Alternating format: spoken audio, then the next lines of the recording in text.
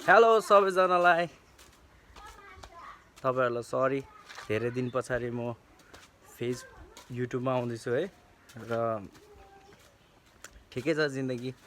busy भएर आउनु पाएको थिएन र back to my momos garden so हामी सबैजना इस्टर सन्डे मनाउनको लागि आएको hope everyone is fine and good so भोलि इस्टर सन्डे सो भोलि रमाइलो हुनेछ सुँगुरको पा बनाइँदैछ है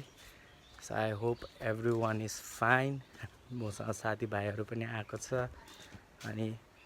हामी इन्जोय गर्दैछौँ